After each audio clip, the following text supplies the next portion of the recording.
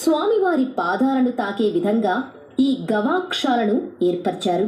వర్షాకాలంలో కురిసిన వాననీరు భూమి లోపల ఇంకిపోయేలా ఏర్పరిచిన తూములు, గుంటల నిర్మాణం నాటి అసమాన నిర్మాణ రీతిని, నాటి పనివారుల ఇంజనీరింగ్ విధానాన్ని ప్రతిబింబిస్తాయి.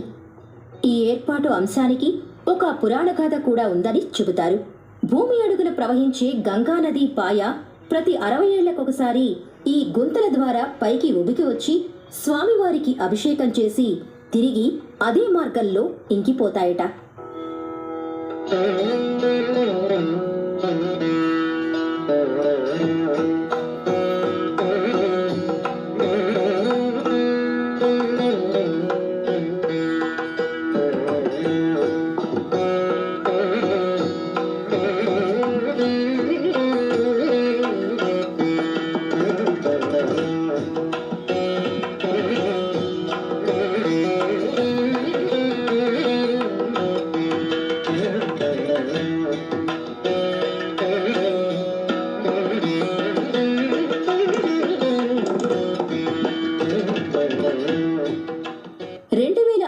డిసెంబర్ 5న అలా నీళ్లు శివుడిని అభిషేకించాయి.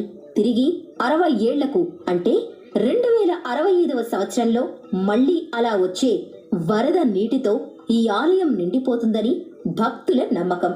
ఇంతటి అద్భుతమైన నిర్మాణ కౌశలం నాటి హరప్ప, మొహంజదారో నాగరికతలను గుర్తు చేస్తాయి. ఈ ఆలయ నిర్మాణం ఎప్పుడు జరిగి ఉండొచ్చో శాసనాలపై కూడా స్పష్టంగా లేవు.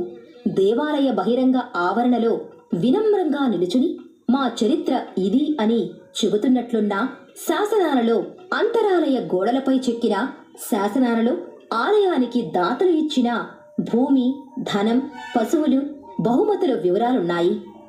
ఆ శాసనాల్లో ఉదహరించిన అంశాలను బట్టి అంచనా వేయగా క్రీస్తు శకం 2వ లేదా 3వ శతాబ్దానికి చెందిన నల్ల ఎర్రటి వస్తువుల షర్టులు 1973లో నిర్వహించిన తవ్వకాల సమయంలో వెలుగులోకి వచ్చాయి.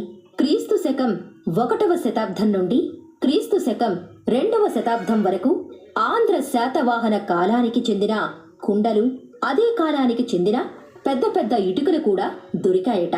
అందువల్ల కొంతమంది చరిత్రకారులు ఈ ఆలయాన్ని శాతవాహన కాలం నాటిదని అంటున్నారు.